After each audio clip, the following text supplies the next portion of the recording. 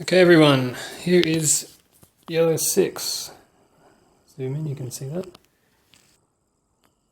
It's the box, bits and pieces. There's the new prop. It's the original manual. They haven't updated the pictures or anything. It's the wings, blah blah blah. Here's an interesting new feature. On the original vertical stab, this part here was moulded foam, and of course I would never do this, but those who flipped it every now and again, that would break off. First thing to break off would be the top little knob for the antenna wire. Now they've made a moulded plastic part. You can see they've glued it on. Nice little feature. What else? There's a screw-in bit and a missing one, but I don't really care because I glue this in permanently anyway, so that's no big deal. Just missing a swastika. What's this? This is the bomb rail. Goes with the wings in there. All the bits, fillets, horizontal stab. Everything else looks identical to the first edition Focke-Wulf with the fuselage. It's basically not done anything to it.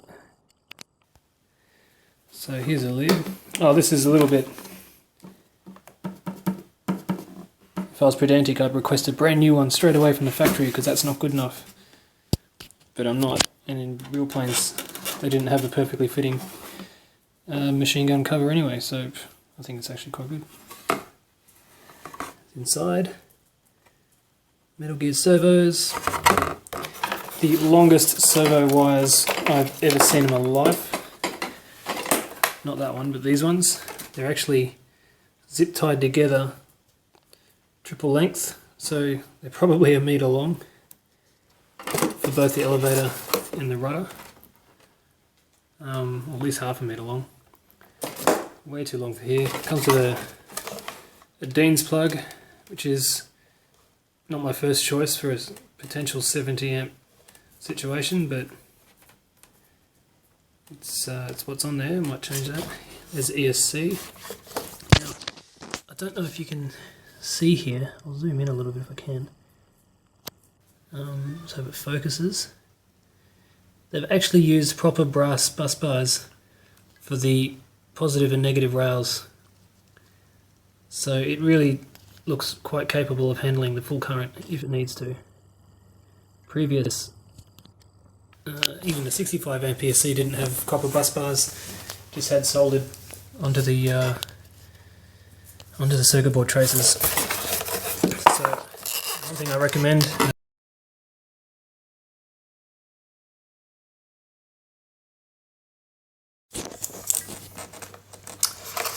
As I was saying, one thing I recommend is to cut the plastic off the heatsink on the ESC. It just ensures that you can actually get some airflow over it, as opposed to being wrapped in plastic, which in my opinion is the stupidest thing they can do. And at the very least, if they're going to heat shrink it, put some perforated holes in there or something. Or they can just cut that off at the factory, because by wrapping it in plastic it just defeats the whole purpose of having a heatsink over those FETs. So anyway, this is a nice change for me, having a proper non-burnt out fuselage. Those that would remember, my first Focke-Wulf had a big fire, the one that I've turned into a door, and ever since that has been a hollow cavity. So I can fit whatever I want in there, but that's that. So tune that back in there. The world's longest ESC wires. Once again, it's got the clip built for bloody Arnold Schwarzenegger. Takes a huge effort to get off. What else? Well, the rest looks pretty much the same.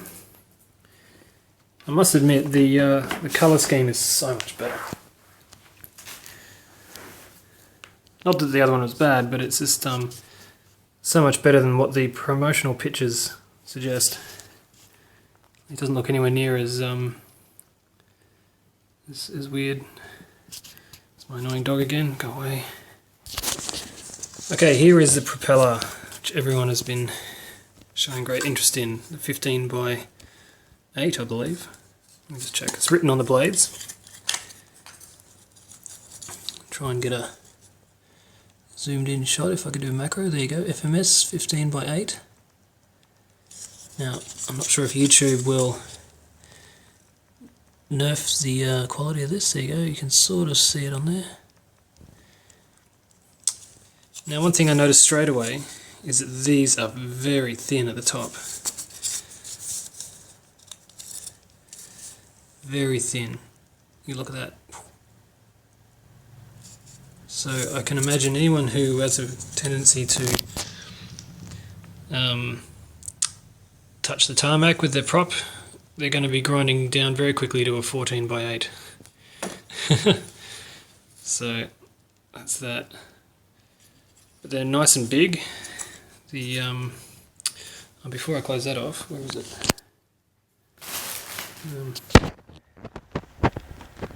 Okay. Here is an original propeller from the version 1. Dog, would you go away? Okay, look how much smaller they are. Exactly the same mount point, but that's the size there. So there's actually a good inch on each blade. I guess because they were 13 by 9, these are 15 by 8s.